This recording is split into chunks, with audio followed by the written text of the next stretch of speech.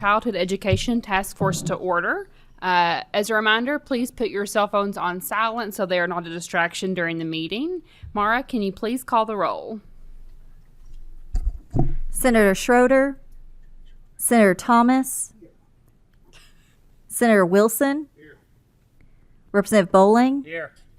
Representative Raymond, Representative Sharp, Present. Co-Chair Carroll, Here. Co-Chair Heverin. Present. Do any members have any comments or recognitions they would like to make before we get started? Okay, I need a motion to accept the minutes. So moved. Second. All right. Any opposed? Minutes are approved. I would like to state we are having some technology issues right now. And so our meeting is we're not going to be able to include our Zoom presenter for currently. If that changes, we will let you know. We do apologize. Our phones and internet, and including Wi-Fi, are out across the LRC building. So we apologize in advance. Sorry. It went out. You're welcome to share the link for the meeting afterwards, and we can make sure to get that out. Before we go to the agenda, I'm going to kind of shorten the meeting this week or this month. So we will have each presenter, so each section, so section 3 of the agenda and section 4 will have about 30 minutes. So it might mean you have to kind of compress your presentations a little bit, but we'll still be able to ask plenty of questions and have a great conversation. But before we get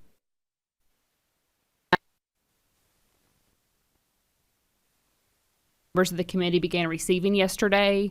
As a reminder, the Kentucky General Assembly can only vote on legislation when we are in session. Unless the governor calls us into an extraordinary session again in 2022, we will not be voting until January 2023. This means that this task force will not be voting on any legislation today in regards to preschool delivery or universal pre-K. The LRC did establish the Early Childhood Task Force to conduct a comprehensive review of the early childhood caregiving and educational structures and operations in the Commonwealth. As Co-Chair Carroll and I have begun planning for meetings during the interim to accurately meet the scope of the task force, we work diligently to make sure all players are included from early childhood education sectors. This includes having speakers from the Kentucky Youth Advocates, the Kentucky State Chamber, child care facilities operated within a manufacturing facility, and CHFS. Just last month, we were proud to invite family child care home providers, center-based providers, faith-based providers, public preschool collaborators, and prescribed pediatric extended care providers to have the conversation on what early childhood education looks like to them and their communities. As always, we do welcome open dialogue on this committee that began in June of 2022. Here's the bottom line. This work is too important for distractions that do not serve a vital purpose. Supporting Kentuckians, youngest children, and working families is our goal. They are the future of our Commonwealth. We will stay focused on facts, and we will provide and receive meaningful, helpful information, and we will spend our time on constructive collaboration. The emails our committee members and I have received over the past 48 hours have been a little discouraging, saying that we want to ruin childcare in the state of Kentucky. I don't know of any more stronger advocates in the House and Senate chambers than the members sitting here today trying to make sure that Kentucky childcare is taken care of and looking ways for funding. And so I think, as a rule of thumb, when I speak to constituent groups in middle school and elementary schools, I always say it's important to be kind. And when you're interacting with a legislator or anybody, any human in general, you've got to come to a table with an open mind. And so spreading false information, we have no time for that here in the committee that we're in and in the General Assembly. So with that light piece out of the way, let's go ahead and get started. I would like to invite the Improving Early Care and Education Access and Quality Through Public-Private Partnership up to the table. If all of you all want to go ahead and come up here, we'll get started with that. And as they get seated, I want to share, and when we're talking about a mixed delivery system, here is what that means to me. That does not shout universal preschool necessarily in these words, but what it means is it administers funds across licensed center and family-based child care programs. including federal Head Start and early Head Start, public schools, and community-based organizations to ensure access to high-quality, affordable early learning opportunities for children and their families prior to kindergarten. And so we've got to have these tough conversations in order to help the child care industry. And as I always like to say, you can be part of the solution or you can be part of the problem. So let's go ahead and here's part of the solution today with the group. If you don't mind to please introduce yourself for the record and then go ahead and get started on your presentation. Yes, and thank you, Madam Chairwoman. For the record, my name is Benjamin Geese. I'm the Director of Early Childhood Policy and Practice for the Pritchard Committee for Academic Excellence. Whitney Stevenson, Director of Early Childhood for Fayette County Public Schools. Sarah Vanover, the Policy and Research Director for Kentucky Youth Advocates. Very good. Before we get started today, I just want to thank every member of the committee. It is quite an honor to be before you this afternoon, and we're excited to be here. So thank you for your service to our Commonwealth.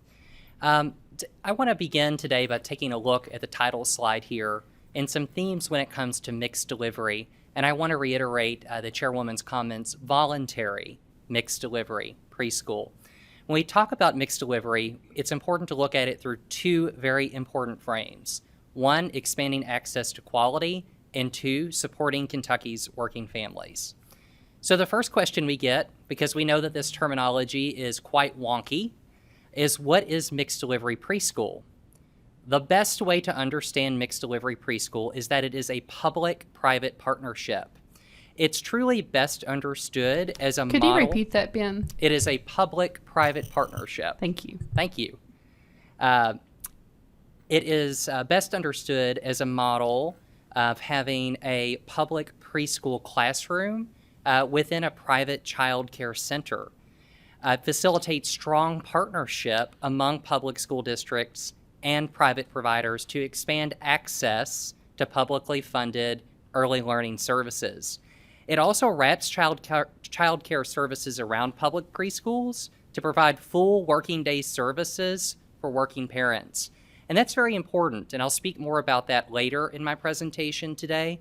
But when we talk about a full working day, not many public preschools throughout the Commonwealth are full day. So if you're a working parent, it makes it difficult for access.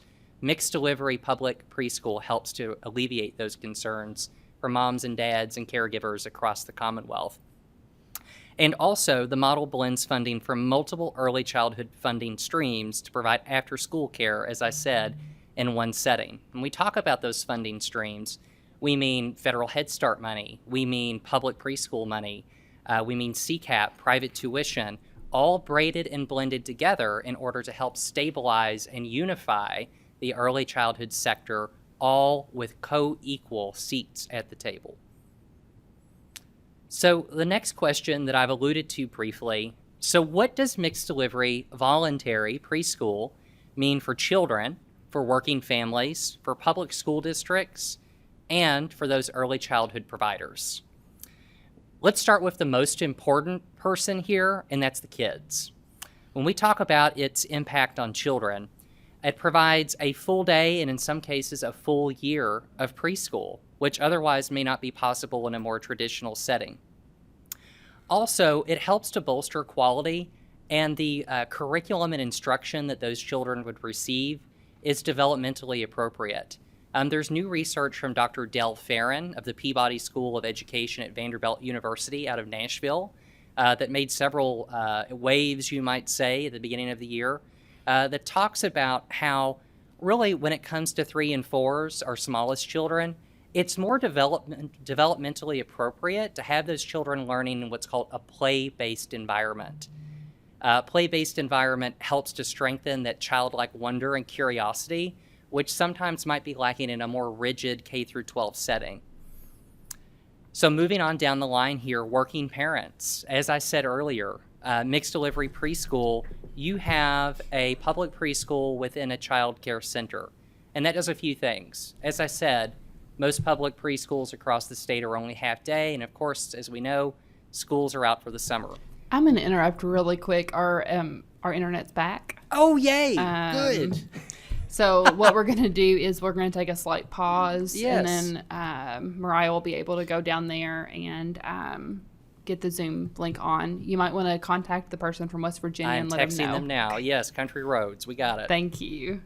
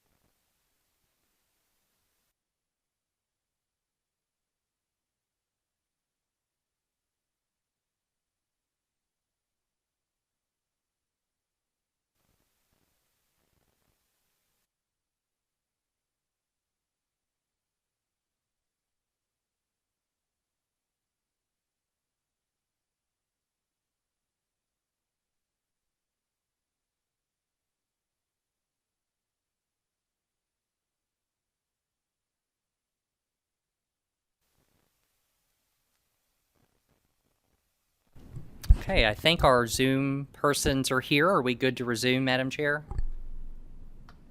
Yes. Okay, thank you. Appreciate it. So as I was saying, when it comes to working parents, mixed delivery preschool offers that wraparound care throughout the full working day.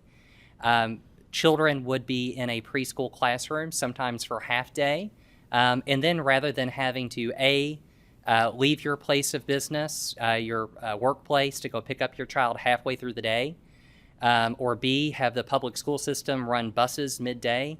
That commute after public preschool is as easy as walking across the hallway in a child care center for wraparound care for a full working day. And as we know, as Rep. Heverin, Senator Carroll, and others know very well, when it comes to access to child care, that's very important for working families and parents across Kentucky, and particularly for our state's economy. Next, we'll move over to the public school system. This helps to readily expand public preschool services to children who otherwise may not have that opportunity given the half-day nature of those services. It's important here to remember that this also goes to ensure that more children arrive to those public schools kindergarten ready.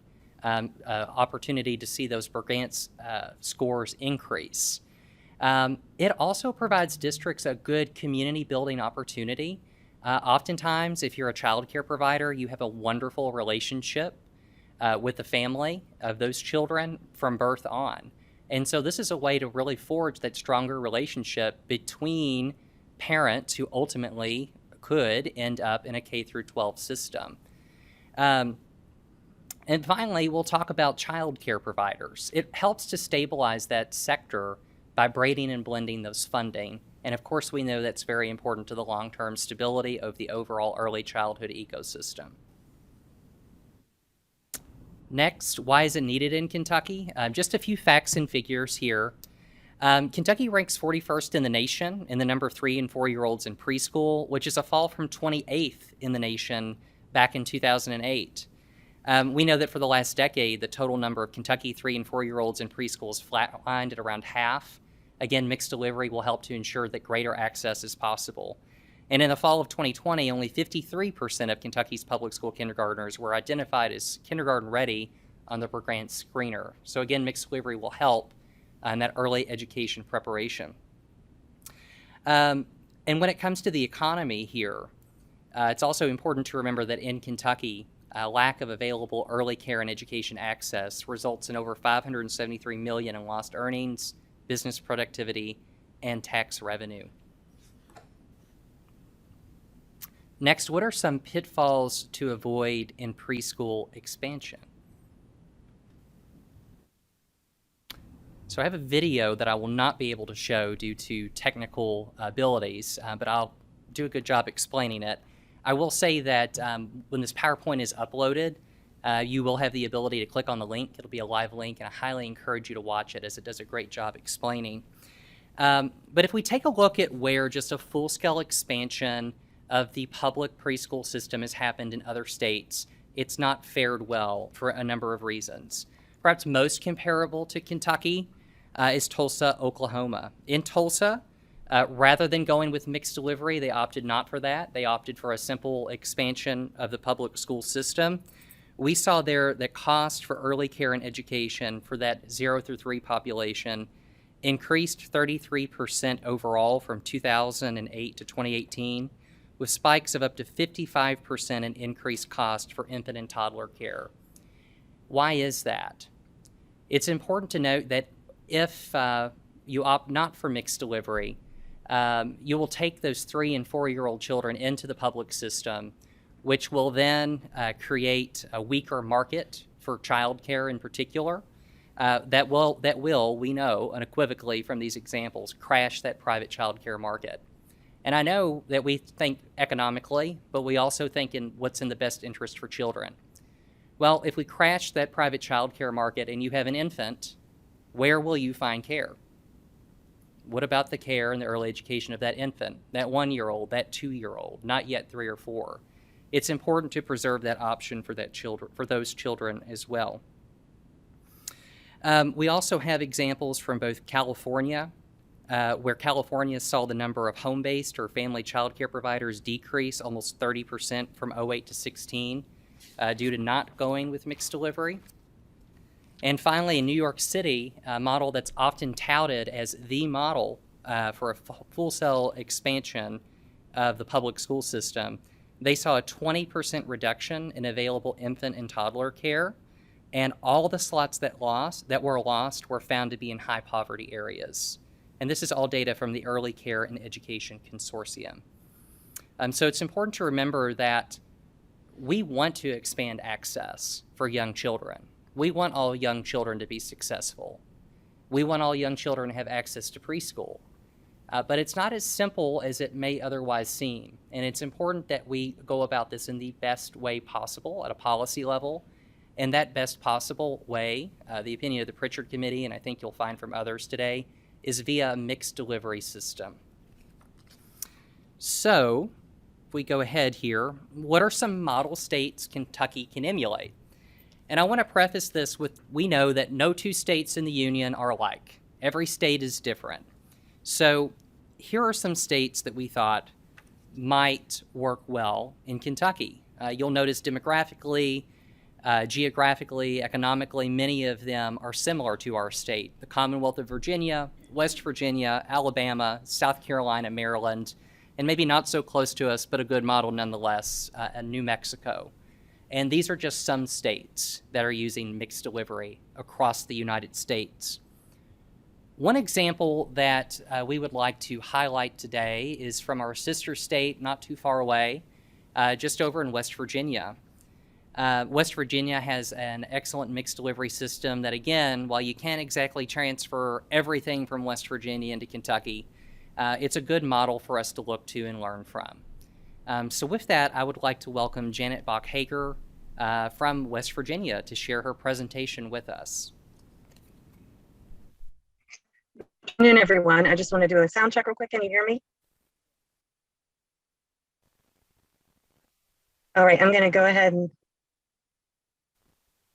share my screen. Benjamin, if you will release the screen, then I will share.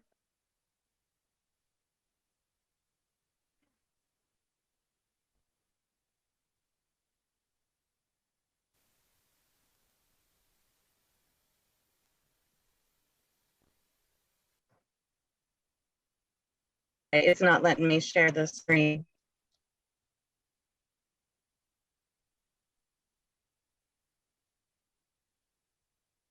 Janet, I have your title up now, and I can share for you if you'd like to start. That'd be great. Can you hear me well? We can, yes. Okay. So you could share my presentation. Janet, you're breaking That up would be just great. I a can't get it. you're breaking up just a bit. If you can turn your video off, that might help.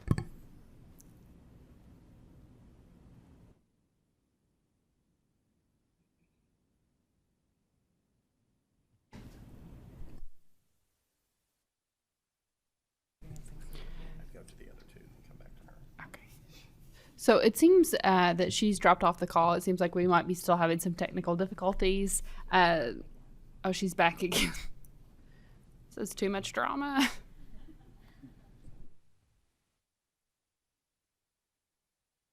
Yeah, let's go ahead. Dr. Stevenson and Dr. Vanover, we'll go ahead and kick it to you all. And then when Ms. Bachhaker can join us again, we'll go ahead and include her. So, Dr. Stevenson?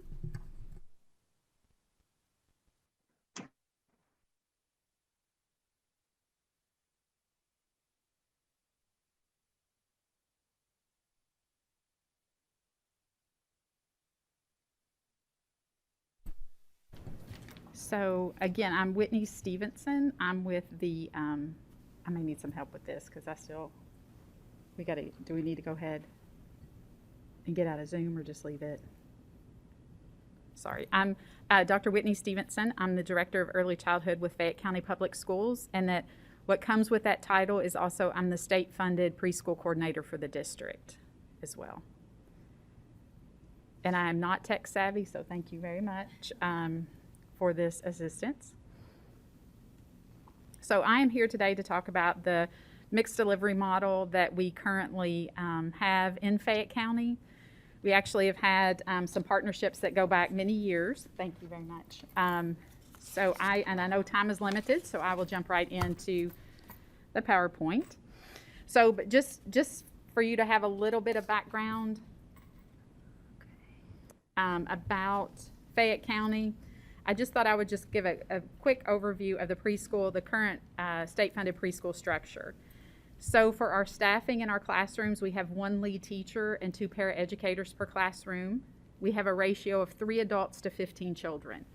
So last spring, our board approved a 5-year preschool plan, and that included limiting our class sizes to 15, which, as I show some numbers through here, based on the needs that we have, that is significant for us to ensure high quality education for the students that attend our program. Locations, we have 30 locations, and those include the 2 programs that I'll share today, specifically UK and Family Care Center. We have 45 classrooms, and that includes a remote learning classroom that we have this year, which is a KDE pilot. We signed a contract with them last year to do a pilot last year and this year. And then we have 81 sessions. So that's a combination of our AM and PM sessions that we have, and we do have 6 full-day sessions, and 5 of those are our Head Start Partnership classrooms, and then 1 is a preschool partnership grant that we receive to expand services to children, and that includes our remote learning classroom. Our current Fayette County numbers, I did these on September 20th. We currently are serving 904 children. Our December 1 count last year was 856. So you can see that we are going back to pre-COVID numbers. We are definitely reaching more families, and more families are coming after COVID for our program. In the number last year for December 1, 463 of those had disabilities, and 393 qualified by income. And so of those 463, 150 of those students were in the category of severe. So those are children with autism, traumatic brain injury, FMD, functional mental disability. So those are, students. So we had 150 of those students in our classrooms that we served. And in order to be able to make sure that we meet everyone's needs to the maximum ability is one of the reasons why we went to 15 children capacity in our classrooms. So for state-funded preschool in Fayette County, our mixed delivery model includes a partnership with Family Care Center. So Family Care Center is an entity of the Lexington-Fayette Urban County government. If you've never visited there, I highly encourage, Sarah shaking her head. It's a unique building in and of itself, but the services that it provides are phenomenal. They have a child care program that serves children 6 weeks through 5 years old. They have a high school parent education program. They have a hands home visit program, and then they have an on-site pediatric health clinic. So we have a classroom at the Family Care Center amongst all of that great stuff going on. And so the partnership with Fayette County, that classroom started in 1992. So we have been there and partnered with them for a very long time. Family Care Center completes a yearly partnership application with KDE. Once KDE gives the approval, then there's a contract between us and Family Care Center. They have a 5-star rating. They're COA accredited. And for them, that's the Council on Accreditation, and that's a accreditation through Human Services Agency, because that's what the purpose of Family Care Center is a human service agency. We have one Fayette County classroom there. It's on site, and so we have an AM and PM session, and the staffing is provided by Fayette County, so we have a lead teacher and 2 paraeducators. And so what I call share children, so it's kind of what you were referring to. We have some children that are bused to the facility, but we also have children that attend a child care program on site there at Family Care Center. And then at this facility, there's a bathroom that separates. So they just walk through the bathroom and they're in their new class. So we do have that capacity to share children, and it has been a really great ongoing partnership that we've had with Family Care Center. The other partnership that we have is with the University of Kentucky Early Childhood Lab. And so this is located on the University of Kentucky's campus. They have a child care program that serves children 6 weeks through 5 years old. They're also a teacher training site, and they provide a research site for child development and early childhood education. So our partnership with them, it was established in 1995. Again, like Family Care Center, they complete a yearly application with KDE. They have a 5-star rating. They're NAUYC accredited. That is the National Association for the Education of Young Children. So there's different models of serving children there. So I put that in here because prior to COVID, we had a Fayette County on-site classroom there, and we provided the staff.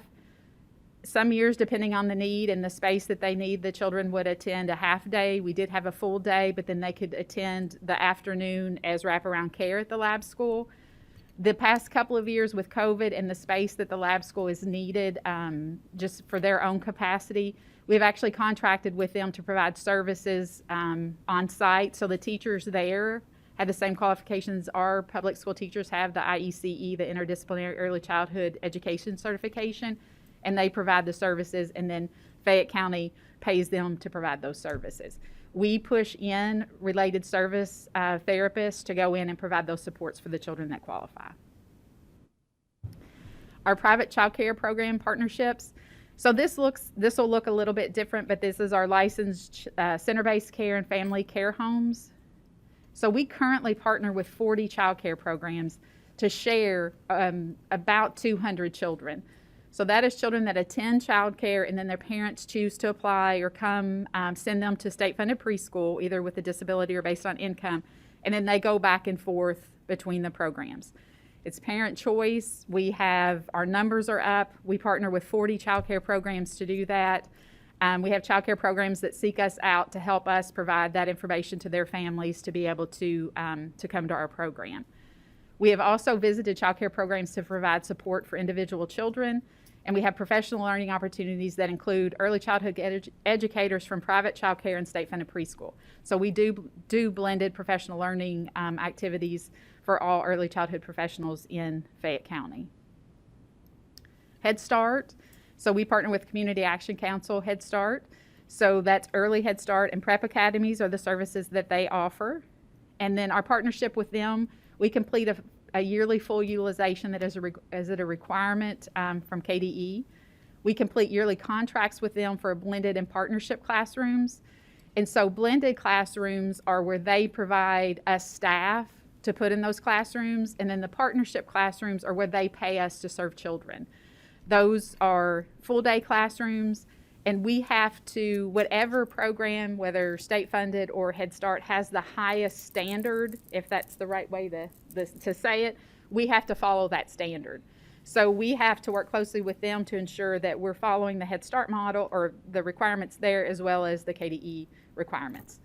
We have shared community advertisement. We have flyers that have both state-funded and Head Start information on it, so we can make sure that we're touching as many families as we can. We do reciprocal referrals. We have a family that call and maybe they don't qualify for our program, it doesn't meet their needs, we will refer them to Head Start and vice versa. Head Start will send families to us based on having conversations with families and what their needs are. And then we have special education partnerships where Fayette County, we have a speech therapist that will go out and do speech screenings in the Head Start, community, direct managed sites and their child care partnership sites. Last year, that person screened over 1,000 children in Fayette County between a first and second referral, and this is them going into the child care programs and doing this. And then I have any questions. I wasn't sure if we would do questions now or at the end, but We're going to wait until everyone Okay, presents on this little section, and then we'll do it. And I think, am I correct that West Virginia's back on? Oh, we've lost her again. Yes, but I will say I have talked through the presentation with Janet, and I'm happy to share a few of those slides. Yeah. We can get her to provide some written testimony as well, and of course you all have access to her slides. That would be great. And then after that, I would like you to quickly talk about the Owensboro partnership. I think that's a real great opportunity to share that at this time. Yes. And then we'll head over to you, Dr. Vanover. Yes. Is that okay? Yes, thank you. I appreciate it. So I should move to the main chair now, correct? Okay, great. and thank you all for the opportunity to share. Thank you, Dr. Stevenson.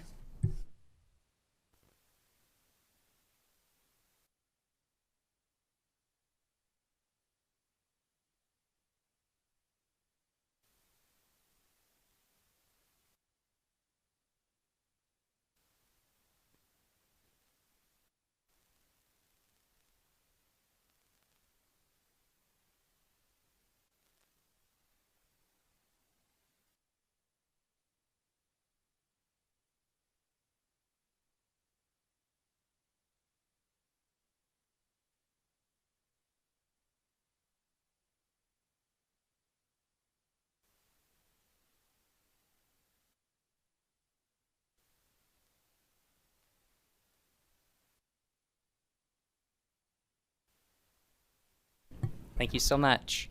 Again, I am not Janet Bachhaker, so I will share just a few screens to give you really the meat of the presentation and to underscore some very important pieces of West Virginia's policy and how they might be important here in Kentucky. So I'm going to skip through a few things here. First and foremost, one of the reasons why I was so intrigued by West Virginia's model is the governance model. When we talk about a mixed delivery preschool and expanding public preschool throughout the state on a voluntary basis, it's important that all parts of the early childhood sector have a co-equal seat at the table. So one of the things I love about West Virginia's model is that it embodies the best of local collaboration and local control paired with effective and efficient and collaborative state oversight. So if you take a look across West Virginia's approximately 52 counties, I believe, every local county in West Virginia has this local collaborative where the pre-K coordinator, a special education representative, a child care, or what would be our Cabinet for Health and Family Services branch here in Kentucky, have a representative as well as a Head Start representative. So they ensure, as my colleague from Fayette County Public Schools shared, that all parts of these policy angles are being followed and that funding is being braided and blended appropriately and most effectively for the benefit of children. Also to ensure, again, that these are treated as co-equal members of a team working to expand access to preschool services for children. This image here, I think, gives you a pretty good overview of what that collaboration looks like, inclusive of faith-based programs as well, Head Start, classroom teachers, birth to 3, and also local boards of ed. I really wanted to hit home that collaborative nature, but it's also important here to note that at the state level, it is a co-equal partnership between the West Virginia Department of Education and, even though the name is different in West Virginia, their version of the Cabinet for Health and Family Services. So it truly is a partnership at the local level and at the state level to ensure an effective and appropriate, a high quality public-private partnership. One other thing that I'll note from Ms. Bachhaker's presentation is that this model works in rural as well as urban areas, including in areas where there may be limited childcare access. And I can share more about that here in just a few as well.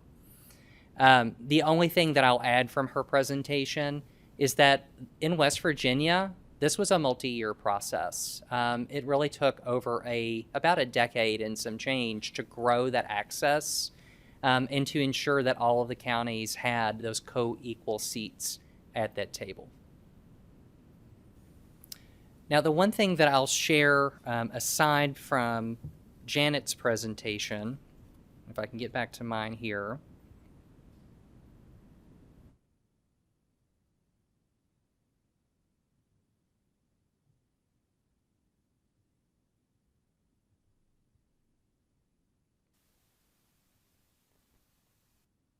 okay. If I could have some help sharing the screen, I would appreciate it. Sorry for the technical difficulties. Thank you so much.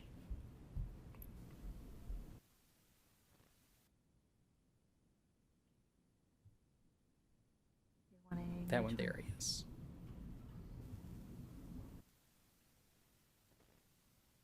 Okay.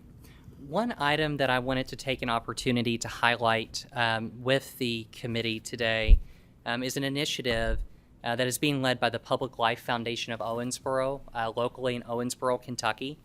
When we talk about how important local collaboration is to something like mixed delivery, communities like Owensboro are the gold standard in our state for showing how local collaboration in early childhood education is possible. I'm holding up, and I have some copies for the committee as well, the executive summary of the Greater Owensboro Partnership for Early Development. What this is a hyper-local initiative throughout Owensboro, Davis County, to show that innovation in the early childhood space at the local level is possible, and that a local community can come together and effectively and efficiently leverage those local resources to solve many of child care's most pressing problems. The committee is made up of over 40 individuals that represent the faith-based sector, the nonprofit sector, the government sector, the private company sector, the Chamber of Commerce, every major institution that really goes to make the city and the community of Owensboro and Davis County, the city and the community of Owensboro and Davis County. But it's also inclusive of, as I like to say, the butcher, the baker, the candlestick maker, every member of that community that goes to make that community work. So with this, I certainly encourage you to investigate more deeply their work and their 6 recommendations that they will actionize over the course of the next 5 to 6 years to ensure that in Owensboro, Davis County, every child has access to high quality early education. So that's a little teaser, and I look forward to sharing more information with you regarding this initiative as time goes on. You'll be pleased to know that that concludes my part of the presentation, so hopefully no more jostling between Zoom and PowerPoints. So thank you very much. Thank you, Benjamin. Dr. Vanover?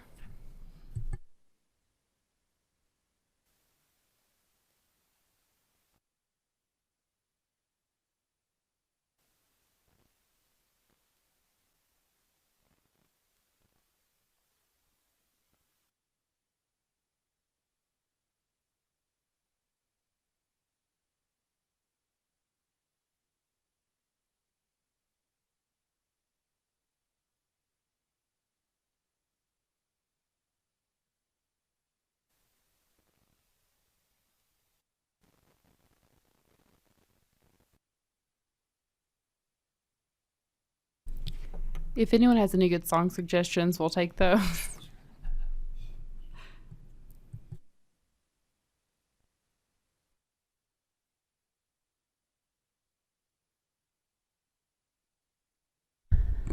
I appreciate the continued conversation on the requirements of mixed delivery. You've heard about different options for preschool in Kentucky. We've talked about Head Start and Early Head Start, which serves children 0 to 5 and focuses on serving children in poverty. We've seen public school preschool, which main driving point is to serve children with disabilities, and then also children at low income. And then childcare, which is the private sector. One of the things that public preschool really corners the market on is supporting children with disabilities. Childcare and even Head Start programs really don't have the access to provide those needs. So mixing our delivery can really provide a wealth of resources to children and families throughout the community. And as a parent of a child with autism, to me, it's very important that we make sure we have resources for everyone. Now, the trick about doing this is we can't just put money from all three organizations into one bucket, shake it up, and say, okay, now we're going to fund these new programs. The funding process is very specific, and we want to make sure that in order for Kentucky to consider this, that we are thinking about it both at the micro level, where Dr. Stevenson talked about how in Fayette County the Family Care Center is getting these multiple funds, and then they have to make sure that they're attributed to the right source. But also at the macro level, if we think about doing this at the state level and having a mixed delivery model, how do we make sure that the funds are taken from each stream and used accurately? So we start off talking about Head Start. Again, Head Start is 3 to 5-year-olds, and Early Head Start is 0 to 3. Most of those slots are for children whose families are at the federal poverty level or below, but they do save some slots for children with disabilities. That money comes directly from the federal government to the local grantee, so to our community action councils, to a public school district who might house it there. The state has no bypass of that money. And really what we want to see, the federal government provides half-day care for those children. And usually in Kentucky, Head Start and Early Head Start partner either with a child care program, so they become a licensed child care program that also gets the federal funding, or they're housed in a public school and they have a partnership with the public school district. But blending those programs allows for the Head Start resources. And let me tell you, Head Start does some of the best wraparound services. They provide diapers and formula. They do parent GED programs, all kinds of things to make sure families are cared for when they have young children. So when we blend Head Start in, they offer those family resources to lots of different families. Now, in the same way, the public school system, you can qualify starting at 3, and that's for 3-year-olds with disabilities. And then when we get to 4, it's children with disabilities or children in a low-income level. And so, like Head Start focuses on poverty, public school is going to focus on children with disabilities. Right now, Kentucky says that if you have a child who qualifies for public school preschool, you have to find them a spot. Even if every classroom you have in the district is full, you have to come up with it. So resources can be slim sometimes if a school district has a large amount of enrollment. If Dr. Stevenson suddenly had 25 more children apply, then she has to come up with another classroom somewhere because those children have to have a spot. And we have only half-day services in many counties, mostly because of facility issues and staffing issues. If we have to have 81 programs during the day but only 40 classrooms, then the way to resolve that is to split those into 3-hour sessions. Now, private child care receives federal funds that pass through the state, but it primarily focuses on children in subsidy. Out of the 158,000 slots for child care in the state of Kentucky right now, 17% of those families receive some kind of child care subsidy. 83% of those slots are paid for by the parents. So it's still a major responsibility on the family. Parents have the ability to choose wherever they want to enroll their children with private child care if they can find a spot, but they may have limited access within their community. And then we have to think about child care regulations are less stringent than Head Start and public school preschool. Head Start and public school preschool both have higher requirements for their teaching staff. They may have more stringent curriculum requirements or special education support. And so child care is more flexible as far as how the owner or the board can distribute that program, but sometimes blending makes it a little more complicated. But private child care also usually happens full day, and that's what many of our working families need. And many of our Head Start programs and private and public school preschool programs don't offer that hours of operation, particularly nights and weekends. So when we're thinking about blending, we have to take all those considerations into effect and think, how do we get these together in order to make it okay to blend so that we don't jeopardize our funds? As Dr. Stevenson said, the highest set of standards wins. So if you've blended a child care program and a public school preschool classroom, then the whole classroom has to operate by the standards of the public school classroom, and that includes the teaching staff. In a public school preschool classroom, not only does the teacher have to have a 4-year degree, but also a teacher's certificate in an interdisciplinary early childhood ed with a background in special ed as well. Child care doesn't have those requirements in most settings, but we do have high quality programs that meet a lot of those needs. But to be an assistant teacher in public school preschool, you would need a CDA, which is equivalent to 2 college classes as a child development associate. So many times we blend where the lead teacher is the certified teacher and the assistant teachers from the child care program, or we find ways to work in those differences to still meet the requirements and not jeopardize the funding. Other things that we have to think about with blended programs is we have to meet minimal health and safety across the board, but then different types of programs have different types of accreditation. Dr. Stevenson mentioned NACE accreditation, the National Association for the Education of Young Children. Also, public school preschools in the state of Kentucky start off at a 3-star level on our 1 to 5-star scale. They already have a higher level of accreditation because of many of the policies that they have in place. So if a child care program blends with them, they have to meet that minimum level of the 3-star standard. We have other requirements like assessing children, which is great because Kentucky needs more children to be assessed developmentally at a young age to provide them those supports. But if child care programs aren't doing that, then when they blend, they have to learn new procedures and make sure that they're in alignment with what the public school or what Head Start requires. The special education piece, again, those referrals for special education, that's a huge portion that child care programs are lacking. And Head Start serves children with disabilities, public school preschool does. Head Start has a policy that no child can be expelled from their program. If you're getting federal funds, a child in Head Start may not be expelled. Child care is an industry that children get expelled 4 times more often than the K through 12 public school system, just because many child care programs don't have the resources to support a child with special needs. So when the blending occurs, we have to bring everything up to the highest standard in order to make sure that the funding remains. The biggest part is the finances, though. At the micro level, whoever is doing the books for the Family Care Center has to designate these funds came from Head Start and they were used for these children for this half-day program. These funds came from public school preschool and they were used for these children and this staff member for this half-day program. And then child care funding can be supported for the rest, but it also currently it can only go to children who are in a low-income variable. So we have to make sure that the funding streams do not cross.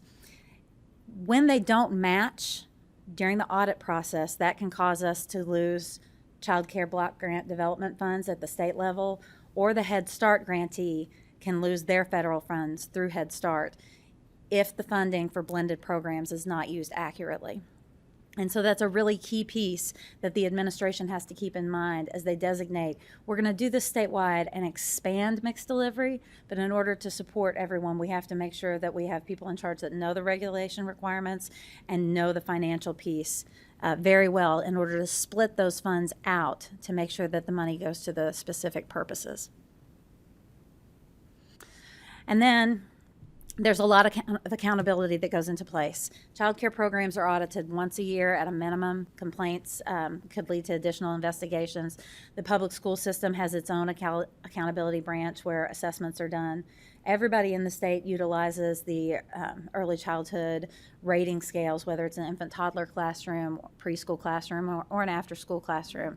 But Head Start has additional assessments that they use that are very complicated for their classroom assessment tools. So all of this comes into play when we're making sure that accountability is in place, whether it's with the program quality or whether it's with the funding bodies. So in order to have mixed delivery, which benefits all these families and children, It has to be done in compliance with multiple funding streams, and we have to meet the highest requirements of all. However, in the end, as has been mentioned, families benefit from having high quality care for full day services.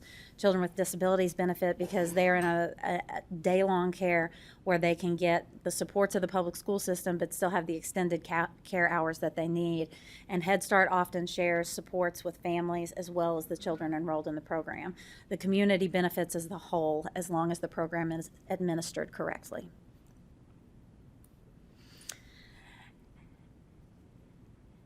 And then, if you have any questions, we'll be happy to hear them.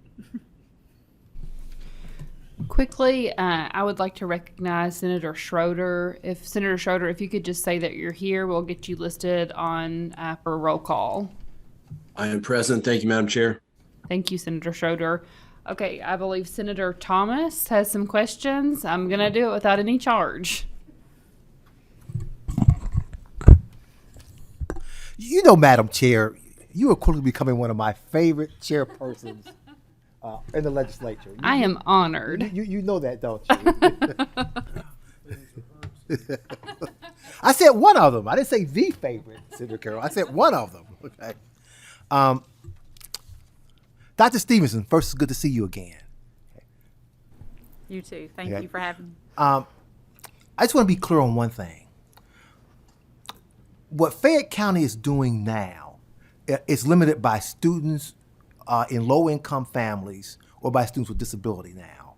When you talk about the 904 students that you're offering, they have to qualify either in one or two categories, right? Yes, sir. If they don't qualify currently, Fayette County, through the Family Resource Center, which I've been over several times, and the UK lab, Early Child Lab, which I visited with Dr. Heilig, you don't have any students that aren't within those two categories, correct? Correct. Okay. So the children served at those two locations fall in those categories. Well, Dr. Stevenson, you should know that every time I poll the people in Fayette County about early child education, I do this every year before the session, my numbers come back with about 77% of Fayette County saying they support universal pre-K.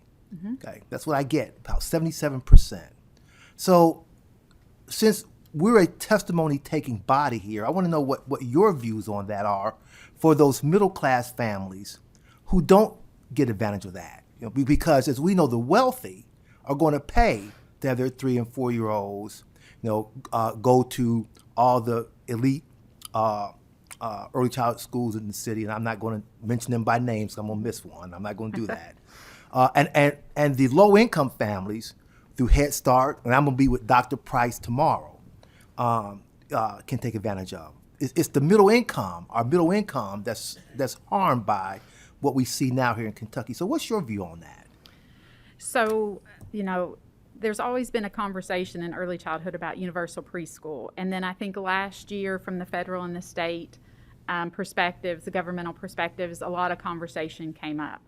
And I do think that there is a place for universal preschool if parents choose to. I don't think it is mandatory. I think it's voluntary. And if a family wants to choose, then as a community, as a county, as a state, then we have to figure out how to do that within, our communities and what that looks like.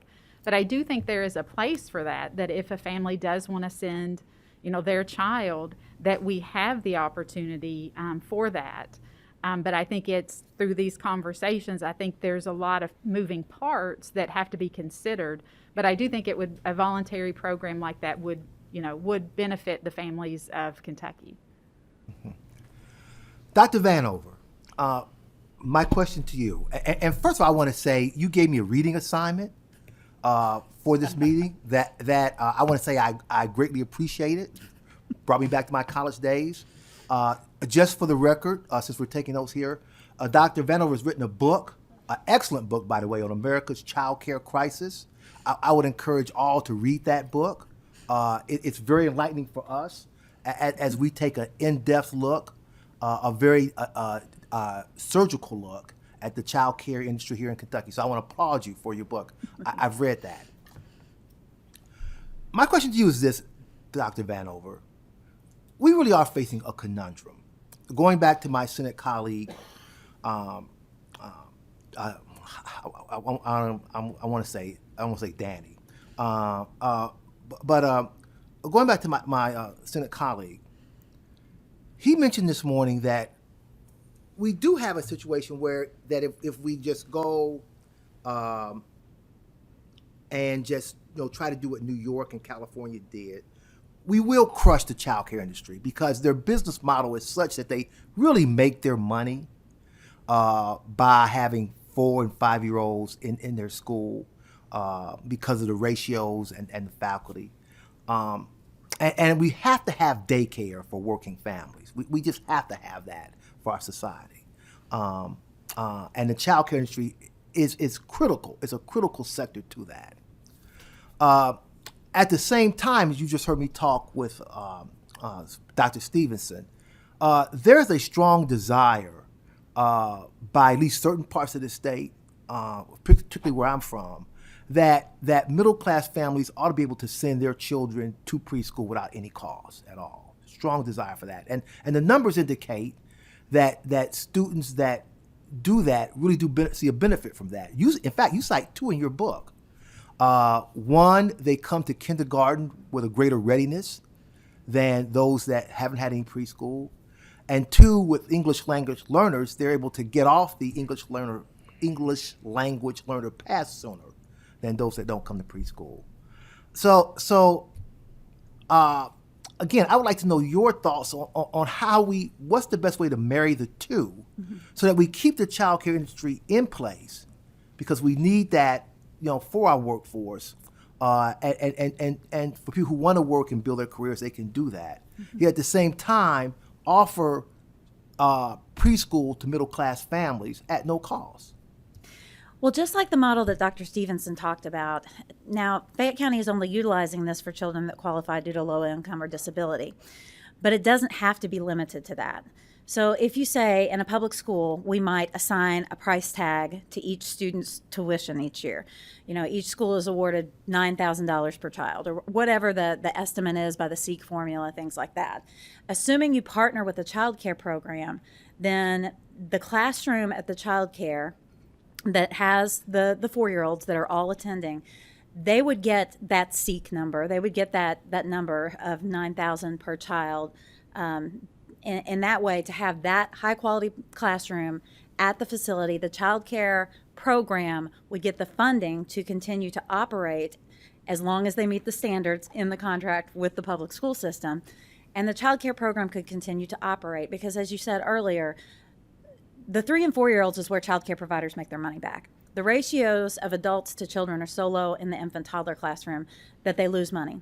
They have to have the slightly larger preschool classrooms in order to make that money back. If we don't take those away, if we have an assignment of a per child amount through the public school system for having that partnership classroom, then the child care program would still be able to function because they would still be getting a tuition per child. It would just come from the public school system instead of from the parents. And the infant toddler program would still be there to care for the children 0 to 3 that aren't yet old enough to participate in the 3 to 5-year-old classroom. That's the type of partnership that can ensure that child care would not collapse. Now, at the same time, not every child care program would want to participate.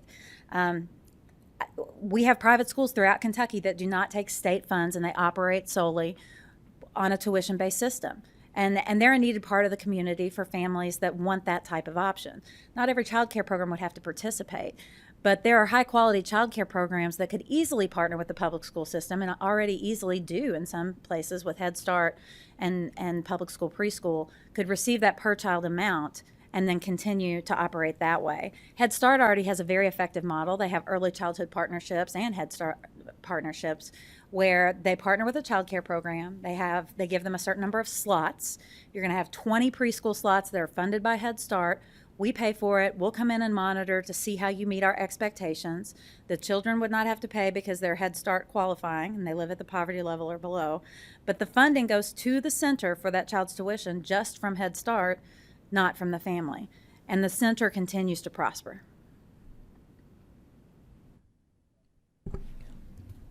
You might be my favorite committee member. Senator Carroll. Thank you, Madam Chair, and thank you all for the testimony. And Ben, I have to admit, this morning when you made the statement about public school classrooms going into private centers, I was totally lost by that comment, and that's never really been my understanding of a mixed model. Mixed model to me includes all the above, and you all have helped explain that and narrow that down a little bit further. And I'm trying to figure out the logistics of what this mixed model looks like for that subset of kids in that they need their day's going to be split. So it is putting a preschool classroom in a child care center. And I understand what you're saying about the SEEK dollars following that, but the teachers that would teach this would be paid at a teacher's salary, would get benefits just like other teachers, and I'm assuming that's if that is a state-funded child that qualifies on financial level, then that the pay and benefits, all that would come from the school system, from the state, correct? That's how ours, when Family Care Center in UK, that's how those are run. Okay, and so the center would get to keep all of the SEEK dollars, and how would that compare to tuition for a full classroom of preschool kids for the whole day? Because I guess you would have to convert at half a day. You would convert that preschool classroom into the center's child care room. This is just confusing. This has just floored me, and I apologize. So you can double dip a little bit. A child who gets Head Start can also apply for Ccap. That's one of the great things about the partnership. So they get child care subsidy and Head Start funding. That's one of the great things about the partnership. So if a child were to get public school funding at a child care program that's licensed, the licensed program could still qualify for child care subsidy for that child as well. They may also qualify for other types of reimbursement. So in all ability, you could get multiple funding streams for that child to increase the quality of care. So currently for a child who has full day Head Start only pays for the half day. But then you apply for subsidy, you get the additional funding from the licensed child care for subsidy. You have two funding streams to cover the cost of care, and you can do a more robust curriculum and supports for that child. The same thing can happen at a licensed center that partners with public school preschool. So SEEK funds might be able to cover the 9 months, 7 hours a day. But the child could also, if they qualify for subsidy, could get that funding, particularly on a year-round basis or half day for extended care beyond that. And those funds can be utilized to supplement the program and supplement salaries as well. And, other concerns that come about, and I know at our center, when I first arrived there, we had babies that were in early Head Start, and we had a contract with, I think, early Head Start out of Murray. And I don't remember a lot about that because I was still trying to figure out what I was doing at that point. But I see logistics with staff as a CEO of a nonprofit, me not having control of the classroom, of the staff. That makes me uncomfortable. Being responsible for those children, liability issues, responsible for that. How is that addressed in Lexington? So different states do this different ways. If you think about an early Head Start partnership like you were just talking about, Head Start gives the funds to the center for a certain number of slots, but the employees belong to the child care partnership site. They select the employees. They just have to meet a minimum level of education in order to be employees for that program. And they have some staffing requirements, like no matter how many children are there, 2 adults are always in the classroom with the children at the same time, which is a Head Start protocol that nobody else, child care doesn't always have 2 adults present. So you have to adhere to those little extras, but The funding per child comes to the child care program, and they make the staffing decisions. They make the HR decisions. They do a lot of that. They just get the extra resources from Head Start, the extra training, and the tuition money, basically, from that program. So if you're looking at a state compilation, if you wanted to do this at the macro level, you just would figure out how you want to run it. Do you want to run it so that the public school has the staff? Or do you run it so that the public school gives a per capita amount per child and then the child care program would do that? Or like Dr. Stevenson mentioned, do you have partnerships that are half and half and find transportation where you bus children to another part? That's still a partnership. It still provides full day. Might be a lot harder for kids who have transitions. My 9-year-old has autism, and transitioning in the middle of the day would be rough for him. But other kids wouldn't have as much of an issue. Other children might be like, I'm riding the yellow school bus. So you kind of figure out what works for the area that you're in. And not every single classroom may have the same setup. There would be some local decisions that would have to be made as long as the education was provided at a high quality level to the standards necessary. And you all feel like through this model, it would be a better way that child care centers could sustain? I mean, it'd be more lucrative? The necessary funding would be there to support child care programs to sustain.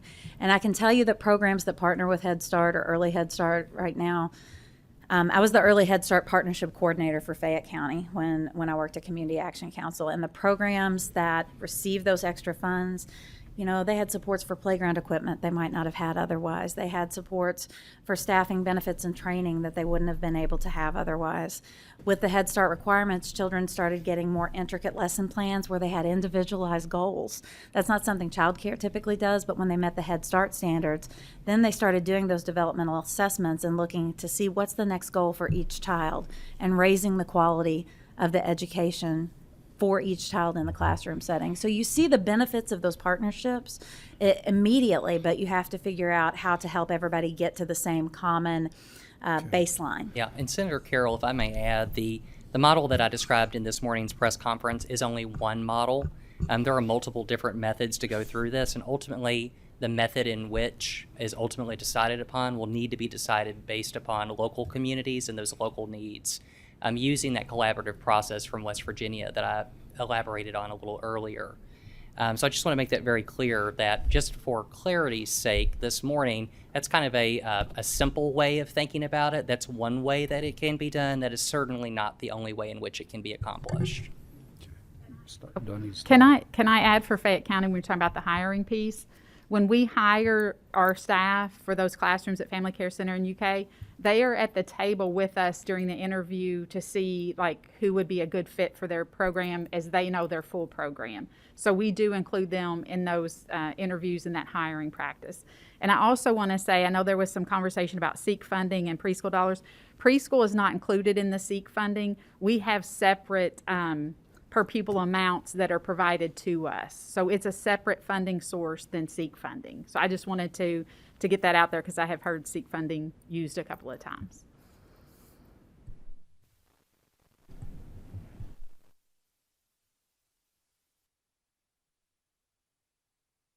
Yeah. Representative Raymond. Thank you. I think universal pre-K polls really well because families can't understand that. We can't understand this, right? Families can't understand this. They're like, I want a place close to my house that's affordable, that's high quality, that'll take care of my kids all day, right? And universal pre-K, and I use this language to mean a place that's close to your house, that's affordable, that provides high quality care, that gets your kids ready for kindergarten, right? And it can look a lot of different ways. So I was gonna bring up that preschool students are not covered in SEEK. I understand we're using that just as a way to talk about what if there's a dollar amount that follows a child. So my biggest question was, should preschool students be in SEEK?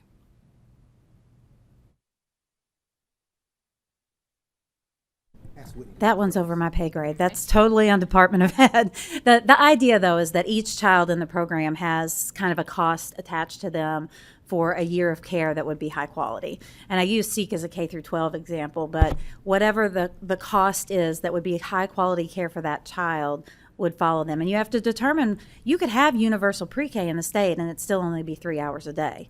I mean, there's all kinds of different ways that you can do mixed model delivery and universal pre-K. It doesn't mean that it's automatically 6 a.m. to 6 p.m. and, in all these different places. You kind of have to figure out what the community needs by a needs assessment, how many families need it, and what their needs really are. How many children have disabilities? That affects how many kids you can have in a classroom and how many classrooms you would have. So there's a lot of factors that you determine before you say, hey, we're going to have a 7-hour classroom for every child in the city and we're going to have them at these places. What is overwhelming, though, is if you say the public school is going to do it all, how many new buildings would the public school have to buy? How much money would go to that just so that you would have space? How many more teachers would you need? I mean, I had a conversation with Dr. Stevenson at the end of last year where she was desperately trying to make sure that she had the staff for the classrooms that she has now. If we expand it to every 4-year-old, what kind of teaching staff would we need? But there are already teachers out there doing an awesome job in different places. Can't we utilize that? What kind of transportation would the public school system have to provide if they were responsible for moving all these children around all day long? And that's where it's a burden on the public school system to do it solely on the public school system. It's also a burden on childcare if they lose all their 3 and 4-year-olds and can't financially When be I'm talking about sustained. bringing 3 and 4-year-olds potentially into Seek can leave the public school system. You're talking about funding can go from a public school system to a private entity, and Seek could be the same situation. I'm asking Dr. Stevenson because I know that Seek provides a guaranteed amount versus the preschool block grant where you get a varying amount every year. And can that affect the quality that a child is receiving each year when you don't know if next year there's been lead in the water and you have so many more children who are going to have special needs and you actually receive less money than you did the year before? Yes. I was going to say, go ahead. Jumping in, I'm Mandy Simpson with Metro United Way, Chief Policy Officer, to respond to the question about Seek. I do think there are a few considerations, and I'm not the expert in this space, but do want to raise when we consider bringing our public preschool children into Seek. One is that they would certainly need an add-on because the cost of caring for 3 and 4-year-olds is significantly more than the cost of caring through children who are in kindergarten through 12th grades, especially with student-to-teacher ratios, the additional environmental and facility considerations for caring for children that young. So a straight Seek formula would need to be tailored with the additional resources required to care for children of that age. The other thing that I would mention is that the Seek formulas are given to schools to administer, so we'd want to make sure that all the resources that are currently completely dedicated to our preschool students continue to make it to the youngest learners in our public school settings. And we also want to acknowledge that preschool, even in public school settings, is often most powerfully delivered in a center-based setting rather than as an individual classroom in a K through 8 or K through 5 school. So we would still want to encourage school district ability to have early care and education centers fully dedicated to preschool. The other is the way average daily attendance is used as a Seek calculation. We'd want to make sure that we use a formula for our youngest learners consistent with how their enrollment tracks throughout the year and really capture what that maximum enrollment would be so that it would be the resources needed to predict in the current year and in proceeding years what would really be needed for preschool enrollment. So she captured pretty much what I was going to share. So I know, and I No. didn't mean to take us into the weeds of Seek. Thank you. That was one question I didn't anticipate. I'm raising the possibility of a dedicated, guaranteed funding amount that follows a child, which is a popular idea in some other educational concepts here in the legislature. I wanted to ask about pay equity. What are challenges involved when a child spends part of their day with an educator who makes $50,000 or $60,000 or $70,000, and the second half of the day with an educator who ostensibly has the same job and is making $9 or $10 or $11 an hour? Is there a morale issue there, a competition issue? Would you talk about that? So for the history of Fayette County, back when state funded was started in Fayette County, the teachers teaching in the public school program were not paid as the certified teachers K through 12. And they have teacher certifications, they've gone to school. And so from that lens, that became a concern and an issue for, teachers, they're coming to school, they're doing the same thing, they have the same responsibilities.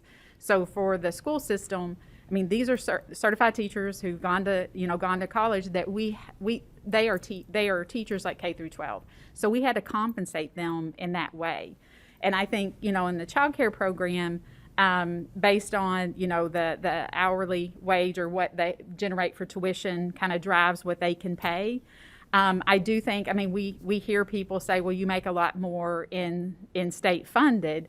And then the answer is yes. I mean, but we also look through the lens because they're a public school employee that has a teacher certification, and they're just like K through 12 teachers. So that's kind of the lens in the conversation that we have that conversation with, if that makes sense. But I mean, we do hear that, and I know Sarah shook her head as well. But I mean, for us from public school, that's the lens that we look at our staff, because that's the qualifications that they have.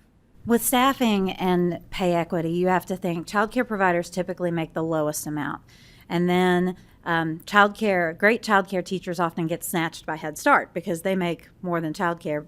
And then great Head Start teachers usually get snatched by public school preschool because they make the highest rate. And as you continue your education, you often see this progression where they move from child care to Head Start to public school preschool. There is a great difference in equity. From national research through NAUSC, we see average public school preschool teacher is around the $50,000 mark, and then average for child care providers in Kentucky, we talked about this morning, is around $22,600. And there's a great feeling of disrespect or a lack of appreciation when you know that you do a similar job and you make less than half of that. However, we've talked a great deal during the task force that the greatest need we have in childcare right now is increase in workforce development and wages.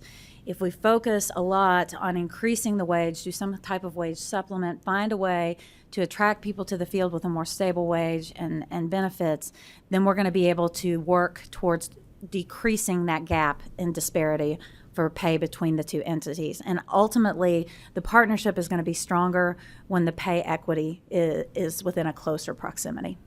Okay, thank you. And then lastly, Ben, thanks for... I'm sorry. It's a super quick one. As long as it's a super short answer. Thanks for bringing the West Virginia example. I wish we could have heard from Janet. So this presentation was about how it works. I would love for you to send us some mind-blowing statistics on how implemented the program. It has changed the face of West Virginia.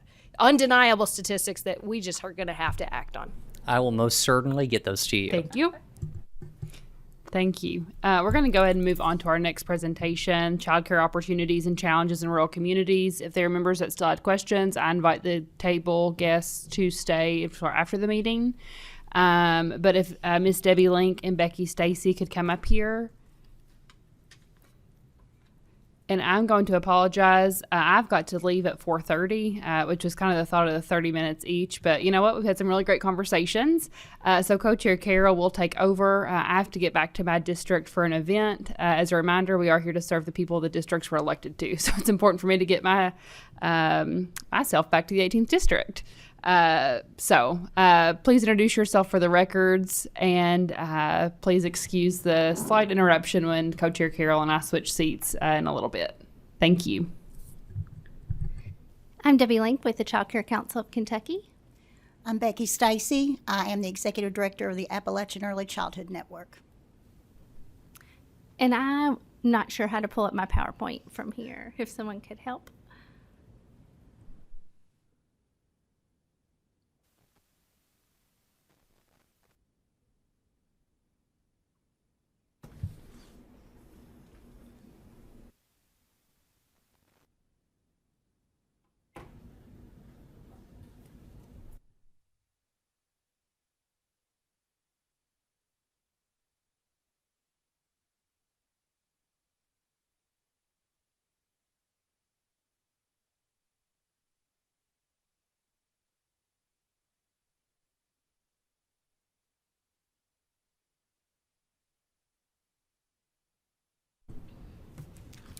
Good afternoon. I want to thank you for the opportunity to speak today about the landscape of family child care. My name is Debbie Link, and I'm the Executive Director of the Child Care Council of Kentucky. The Child Care Council is a resource and referral agency that serves the early childhood community in central Kentucky. We offer professional development, technical assistance, and advocacy to child care programs, businesses, and community partners in our region. Our strategy is to gather, grow, and go with our network by actively engaging in early childhood advocacy to ensure that regulations and policies in Kentucky positively impact children, families, and the early care and education workforce.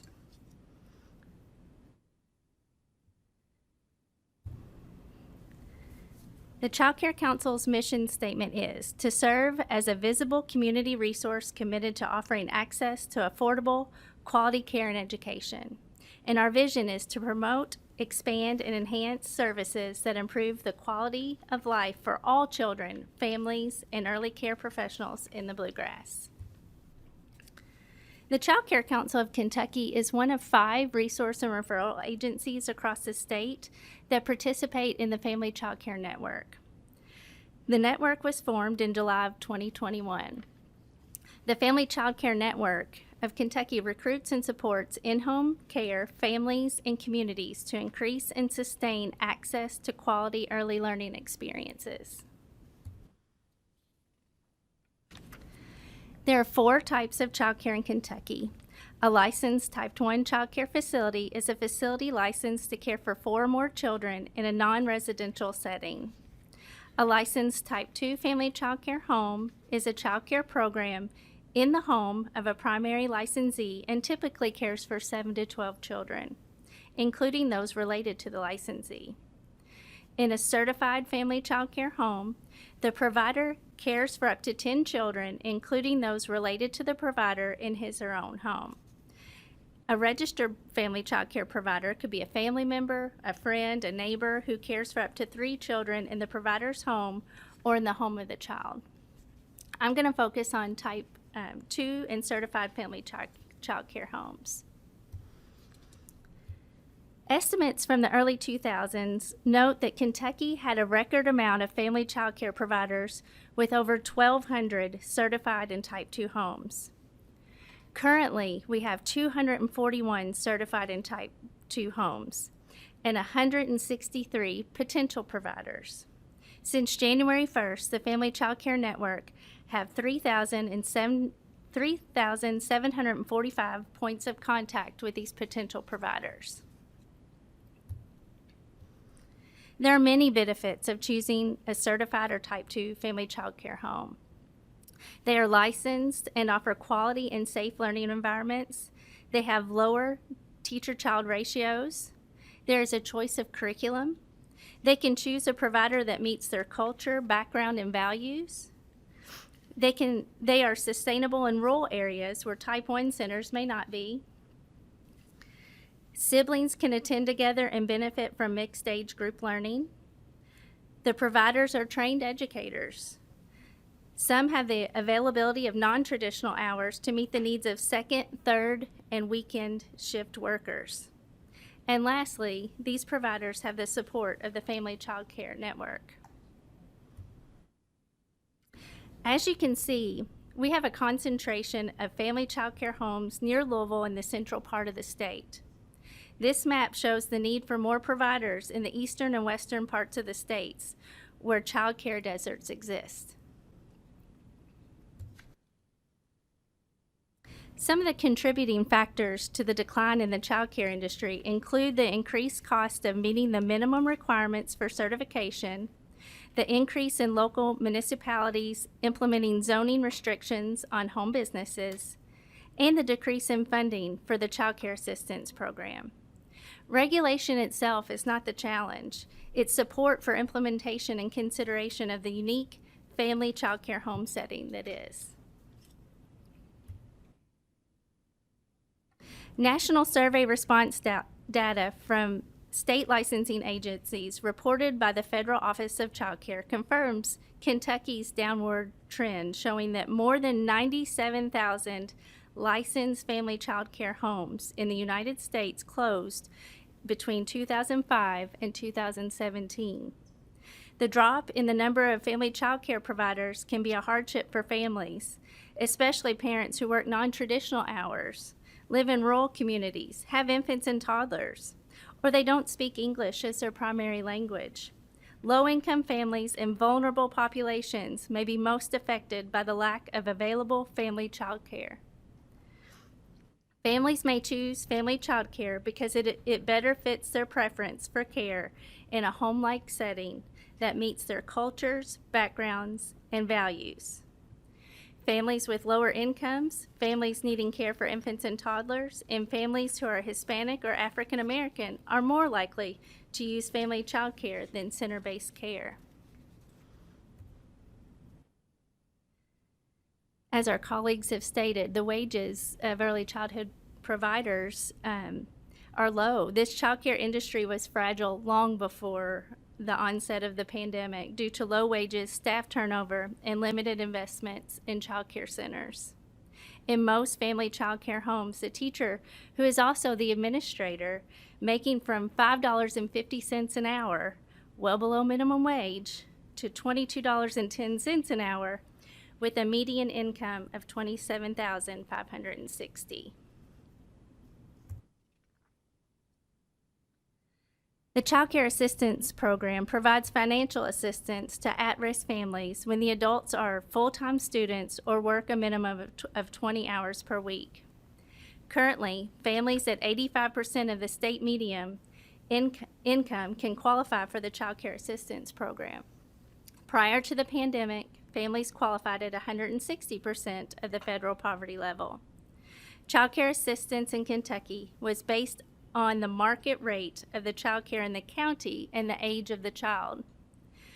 We would like a cost study to be considered to determine the reimbursement rates. Currently, the Ccap program covers the cost of 80% of the child care programs in Kentucky. Prior to the pandemic, Ccap covered the full cost of only 40% of the child care programs. With the increasing cost of goods and services, in order to sustain their business, they have had to raise tuition rates. In doing this, it has increased the copay amounts that parents are responsible for, compounding their need for additional income. We need your support. We're asking that you help us strengthen the Family Child Care Network by sustaining funds and creating additional investments. We are asking for the continuation of startup funds. There have been 18 family child care homes that have qualified for this grant to date. Sustain investment in Ccap reimbursement rates, eligibility, and transition periods. Currently, the Ccap reimbursement rate is based on a market rate survey in each county. Again, we would like for this to move to a cost study to determine the reimbursement rate. Encourage competitive wages, benefits, and educational opportunities for early care and education professionals. For child care centers to pay their staff a livable wage, they must charge families a rate that they just can't afford. We need centers to be able to access funds that would offset the cost and enable them to hire and retain quality staff. This affects the entire workforce.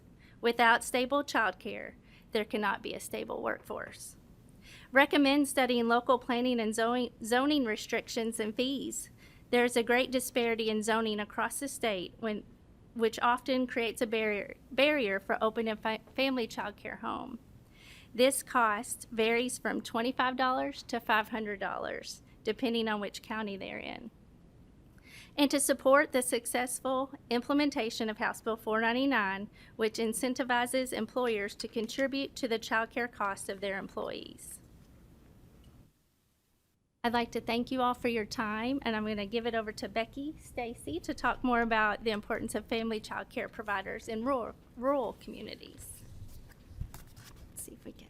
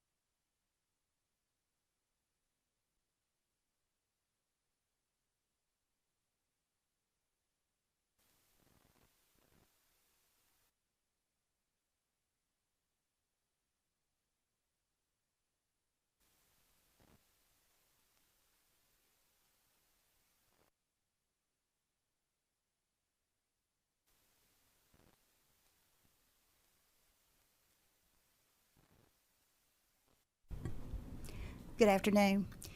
Thank you for allowing me to speak with you about the work that we are doing in Appalachian, Kentucky. My name is Becky Stacy. I'm the director of the Appalachian Early Childhood Network. We're based in Hazard. We do have a training facility in Middlesboro, and we are working to open a new training facility in Moorhead, Kentucky. I'm a retired kindergarten teacher with the public school system in Perry County. And so today I wanted to share with you and reiterate some of the things that Debbie said about the Family Child Care Network and how we are looking to solve some of the problems that we see in the Commonwealth with child care.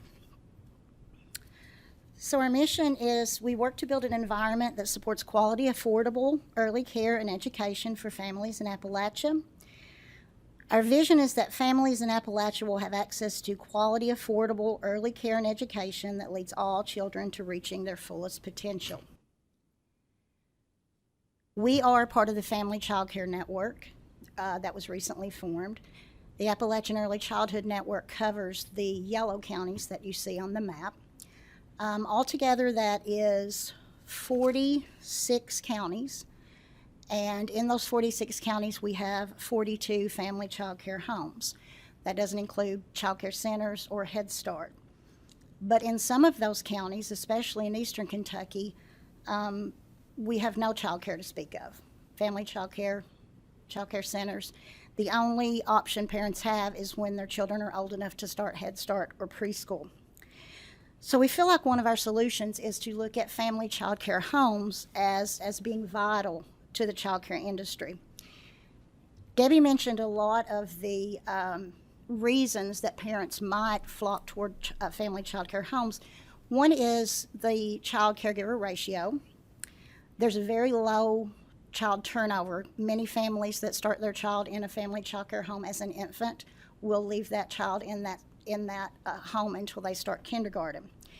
It's more convenient for parents, especially in our area, because it's very rural, and so parents don't always go to the city where the child care homes are. They can drop them off as they're going to work in their neighborhood.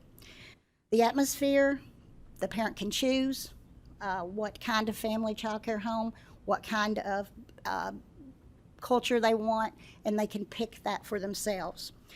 Non-traditional hours are a big draw for our families, and plus it brings new businesses into our community, and we really work hard with our family child care providers so that they see themselves as a business person, as owning a business. And also, as mentioned earlier, parents want something that's close to home, and it's quality, and it's all day, and a family child care home can provide that.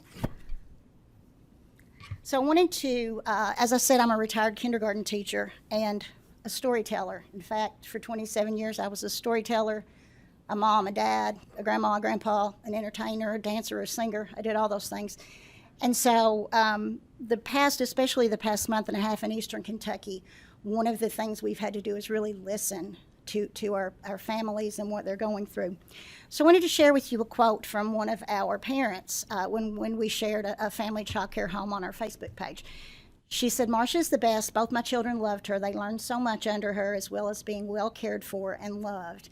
And she had 2 children who started as infants and stayed with Marcia Bradley in Moorhead, Kentucky, stayed with Marcia until they started kindergarten. Marcia has been a certified family child care home provider since 2005. This is Teresa Russell, who is in Manchester, Kentucky. We helped her get started in 2020. This is our newest family child care provider, Katie Donner in Somerset, Kentucky. She opened just a few months ago. She has 20 years of experience in child care. She's a Vermont transplant. Always wanted to own her own business, but wasn't sure where to start. So the Family Child Care Network was able to support her in that venture. I do want to share some of our family child care homes. As you can see, this is Marcia Bradley's home, but it looks like a classroom. She has it set up like a classroom for her children. And so there's learning going on there. It's not just babysitting. This is our Katie, and these are homemade musical instruments, making music after they made the instruments. This is our Manchester provider, and this family actually, with their children, they plant and harvest and clean and cook and eat their foods together at the family child care home. In fact, if you look in the back there, he's using hydroponics to grow some of his vegetables. So we're very proud of that provider. This is a provider in northern Kentucky who we did the Very Hungry Caterpillar, if you're familiar with the story. And afterwards, she did some training, and we were able to provide her with a little caterpillar for her children, for outside play. And again, this is the family setting of sitting down and saying, we grew this food, we cleaned this food, we cooked this food together, and then we sit down and ate it as a family. Outdoor play, one of the big things we're looking at is making sure everything's developmentally appropriate in our family child care homes. We are doing lots of outdoor learning with our providers. And as you can see, of course, those little ones love that kind of thing. So then I wanted to kind of talk about what's happening in Eastern Kentucky right now. This is a quote from a Facebook conversation that I saw. This was a parent that I know, and she said, all daycares are booked in Hazard, just my luck. I swear I can't win for losing. And she has probably a 6-month-old. And so a friend of hers said, I've been trying for 2 years to get mine in. Now, Perry County has about 7 child care centers and 2 family child care homes, and we're still having this problem. So I wanted to talk about some of the barriers, especially in our area. First of all, Ccap reimbursement rates.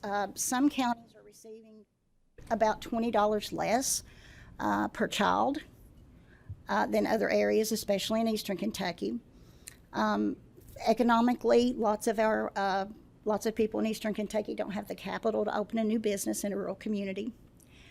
Geographically, you see your centers in the larger cities, not in the rural areas. We have basically no public transportation. And I've also had parents tell me that the mileage to and from a child care is just a hardship for many families. And sometimes it's a choice between child care and working.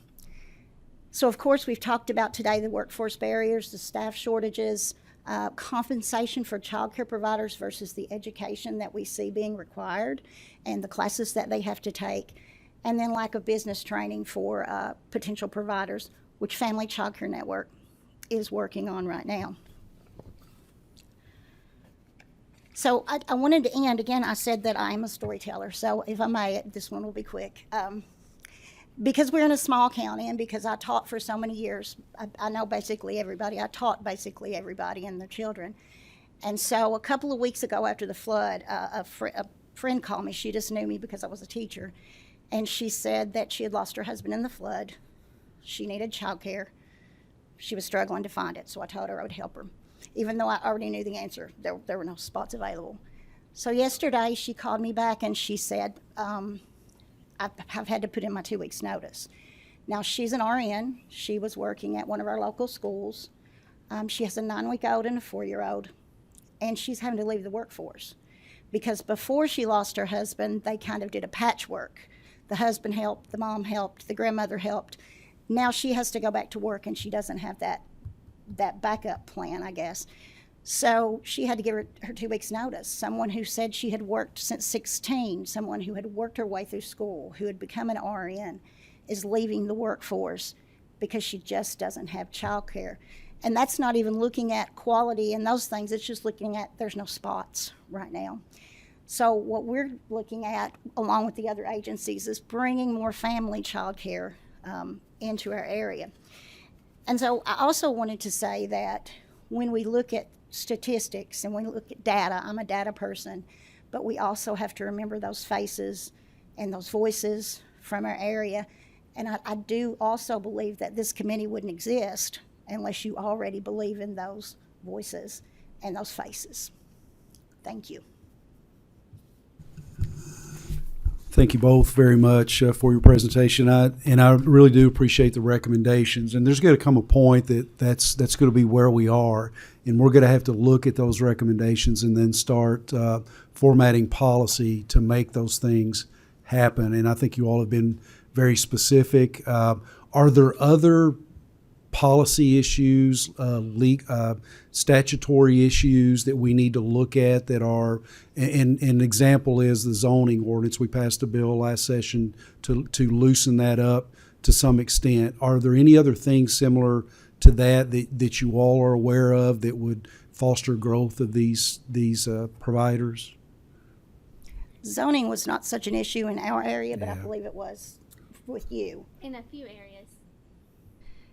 areas, but most of them, in Lexington, it was $25. So it's not, in the city, it's not so bad. But when you do go out in the rural communities, it becomes a barrier. Well, what we passed, if I remember correctly, it allowed local governments to look at a family home provider as a separate entity, and so if they were looking to get their license in a residential area, that they could be considered, and couldn't another business couldn't come in and do it. They could look at them differently. So those are the types of things that I'm and we have talked quite a bit about the support to help not just the in-home providers but centers to have support to walk them through the process and stay with them so it's not so overwhelming for them. So I could see that being an aspect of the policy that we format. And I know support is there now, but to expand that and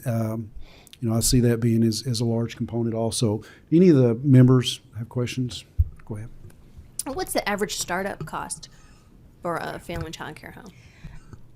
I would say it varies depending on the area. We have been able to offer $2,500 startup grants. Which, and that'll get them what they need in your area? No. Probably not. No. But that's what we've been able to offer so far, just through grants and those kinds of things. And then we are, part of the problem, I don't know if you have, is that they don't see themselves as a business person. So we really, really have to say, these are the things we're going to have to do. Well, you're a caregiver. We already know that.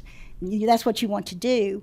But if this is going to be your career, we have to figure out, how to balance that. $2,500, probably no. I would have to guess it doesn't get them started. Okay. Are they mostly acquiring the learning materials, or do they have to make adjustments? We help as much as we can. Structure. One of the things we do is offer training, and if you take training, you can receive learning materials in that way. But a lot of them spend a lot out of their pocket. I have a provider who says she goes to, the Goodwill every weekend and that kind of thing. So they are providing a lot of their materials themselves. The thing is, a lot of times they'll get materials that'll need to be replaced. So they'll get things to get them by, but they're not buying high quality because they can't afford them. So they're buying things that they can use, but they're not buying things that are going to last. And so things they can afford. They're paying it again. The other thing, we were kind of looking into outdoor play, if we could have funding to help support that, whether it's fencing or something like that, because they do have to have a fence. It has to be a fenced area. So things like that, if we could support them in other ways. And outdoor learning is so important, if we could focus on more than just fencing, if it could be outdoor play structures or anything that's around safety, kind of thing. So we're appreciative of the startup grants for sure, and we would love to see those expanded. And, I think helping them get a strong start is going to help them stay in the industry long term instead of a turnover, of family child care homes as well. And we do have lots of family child care home providers retiring and not people coming in to replace them. So that's a problem we have as well. And we'd like to be able to give them an incentive to open their own business. The geographical nature of Eastern Kentucky, I'm assuming that really that is the best model compared to center and asking people to come in. An interesting conversation we had yesterday, we were talking about Medicaid. And in the Commonwealth, we have got to marry Medicaid, poverty, and economic development. And we have got to focus our efforts on economic development in those areas where our Medicaid population is, where our poverty is. And as part of doing that, and maybe in Eastern Kentucky, more of a mix to amid businesses and focusing on that, and having the pushing the model like Toyota's doing, like we've talked about with nursing homes. And I heard from the director of the Nursing Home Association, they're having that conversation. That's pretty exciting. Think about a nursing home with a child care center attached. Think about all the advantages to that for our seniors and for our kids. So things like that, and as we would work to develop Eastern Kentucky in these rural areas, child care being a part of the businesses that are there. So I think there are a lot of outside the box ways to address it, and we can solve so many problems by focusing on those areas with high Medicaid rates, with high poverty rates throughout the Commonwealth, and as a result, education's going to get better. People are going to want to move back to these areas. So I see a lot of advantages to that. Senator Thomas. Thank you, Chairman Carroll. And Representative Raymond really took my question. I would say this, Ms. Stacy. I think it's incumbent upon us to eliminate that problem of barriers to entry. We've got to find ways to finance these child care homes so they can exist. Because here's what's going on when you say that.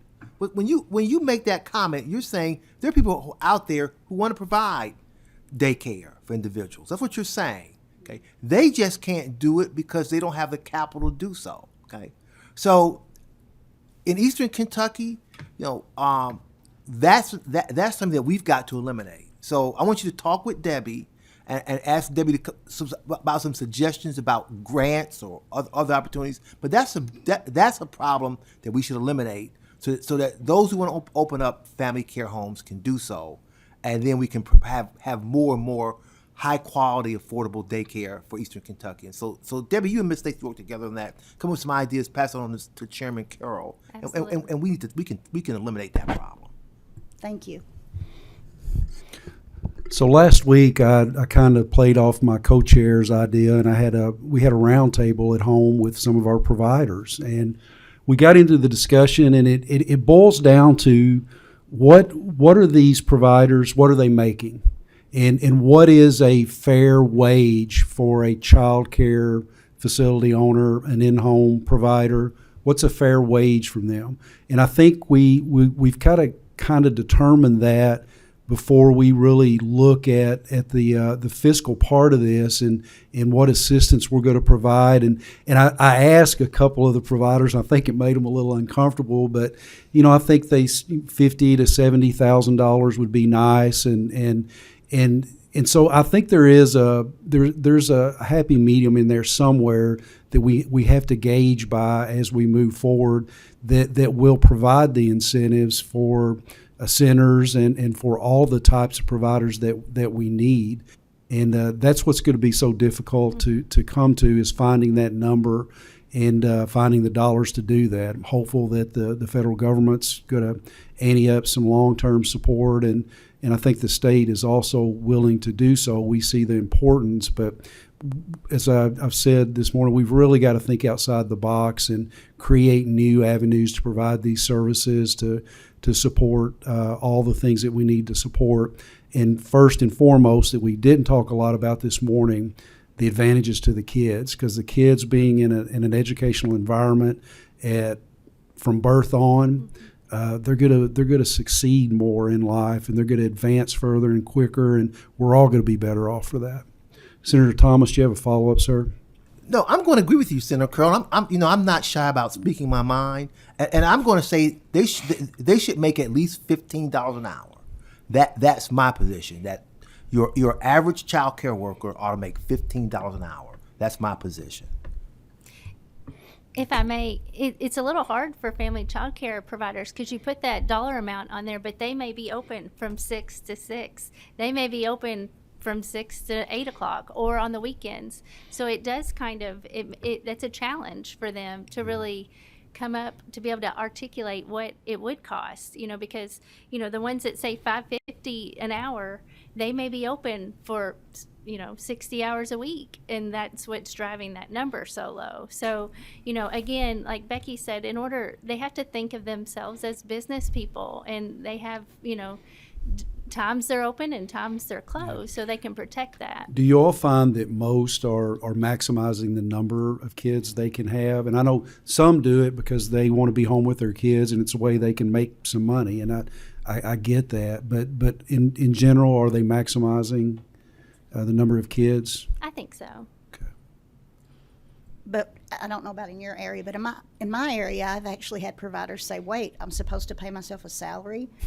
You know, I don't even think it's become such a thing of, I hesitate to say almost martyrdom. You know, if you're going to care for children, you're not going to make any money, you know, which nobody's trying to get rich. They want to do it because they want to do it.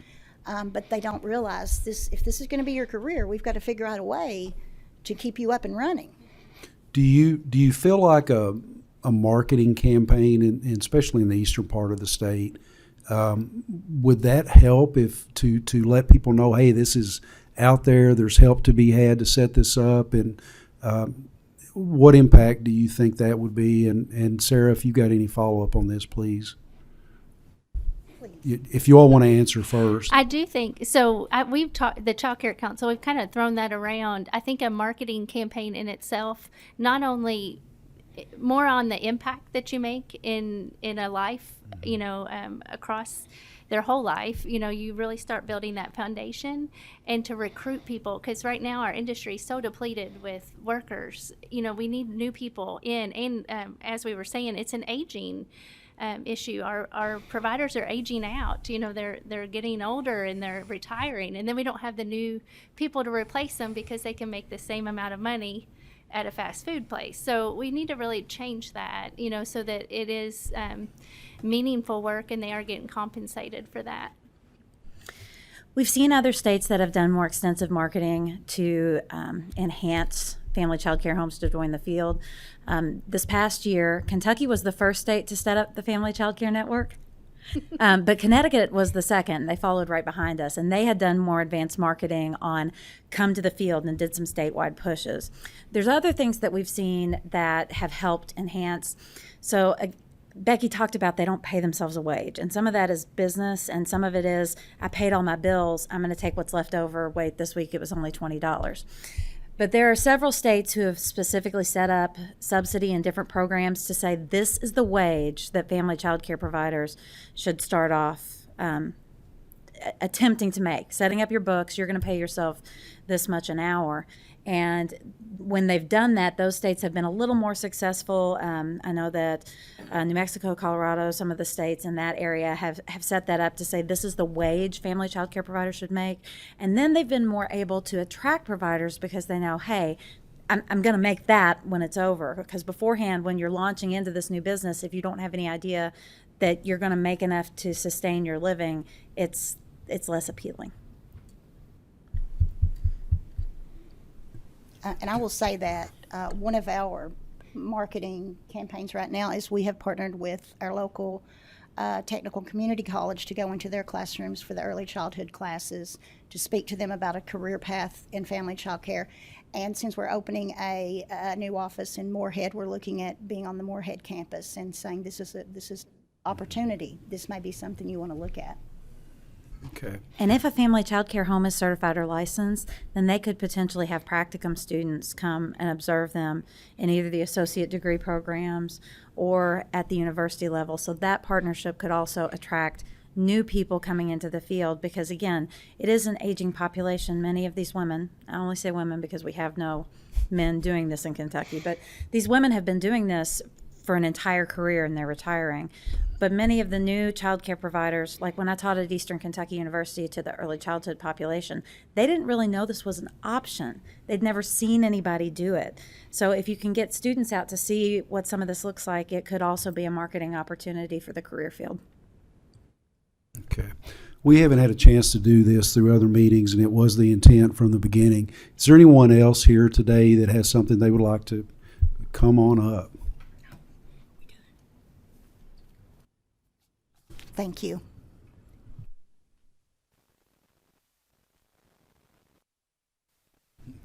Thank you, ladies. Appreciate it. Please introduce yourself for the record. You have the floor. Now can you hear me? You can. Hi, I'm Amy Neal. I'm the Executive Director of the Kentucky Governor's Office of Early Childhood. So I'll just make a couple points. First, thank you for your leadership. And just as I was listening today, Representative Raymond, you weren't trying to make a joke, but you were hilarious when you said the language, right? The language we use, it's so confusing. So if it's so confusing for us in the room, how confusing is it for families and parents and other partners? So it's just, birth to 5 doesn't have a system, right? K to 12 has a system, and birth to 5, there's no system. So that's really important, and that's part of the problem. So children are born, and then 5 years later, they show up for kindergarten.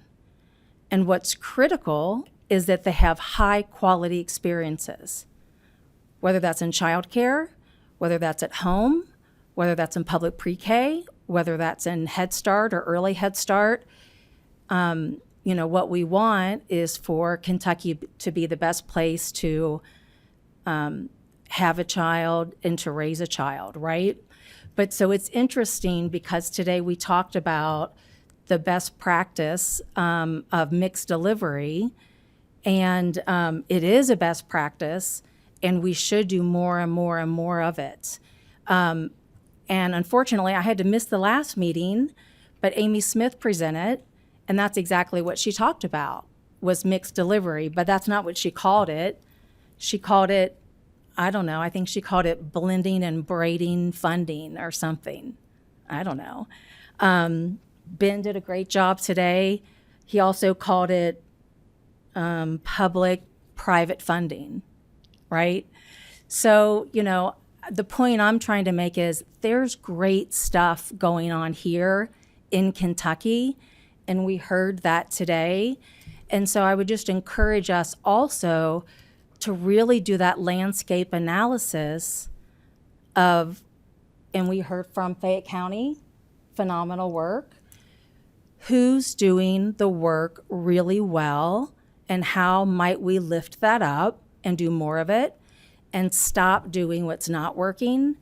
And then to Dr. Vandover's point, who is such an expert in everything early childhood, she talked about pulling down all of those dollars, which are critical, federal, state, local, philanthropic,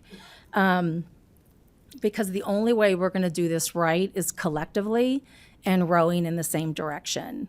So I just thank you all for your leadership, and just to sort of recognize how complex all of this work is, and to recognize all the experts that are in this room, obviously, but so much great work going on in the Commonwealth. So thank you. Thank you, Amy. Yeah. Appreciate all you do with the council and all your hard work, and I apologize for not making many of those meetings anymore. Great meeting today. I wish we could stay 2 more hours, but I'm not going to push my luck on that. I would ask Ben, Sarah, Jennifer, if you all could hang around. I want to talk some more about this mixed model and make sure I understand this completely before we leave. I think it's a very important tool.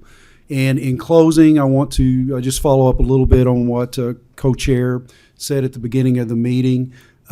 There is no piece of legislation that I am aware of, and I can't speak for every member on this task force, that has anything to do with universal public pre-K, taking all the pre-K students out of child care centers. I don't support that personally, and I want to make that very clear. And but again, I can't speak for any other member, but I'm not aware of anything. And I think there has been some unfortunate false information that has been passed around, and it has created a lot of animosity and bad feelings, and it's very disappointing. And I would ask that if there are providers watching this, take that information you get with a grain of salt, and please check it out before you send messages that you may regret later. And if you'll just follow these meetings, you'll see what we're doing, and we're being very open about it. And I think we have someone who has a personal agenda that's trying to impact this meeting, and that's very unfortunate.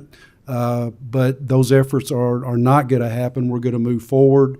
We're going to follow the course, and we're going to focus on what we need to be doing. And all the providers that are out there that have input, after seeing any of the meetings that you feel like is important to what we're talking about, please make sure we get that information so we can consider it. This has got to be a partnership. We've got to have everybody on board to solve these problems. We don't have time to be bickering amongst each other. We've got to move forward. So enough said, and I'm not going to bring that up again, but thank you all so much for being here for the testimony. Our next meeting is October the 20th at 3 p.m., and hope you all can make it. And again, anyone out there watching, if you have any comments about today's meeting and input, please make sure that we get that. And I would entertain a motion to adjourn. We have a motion and a second. We stand adjourned.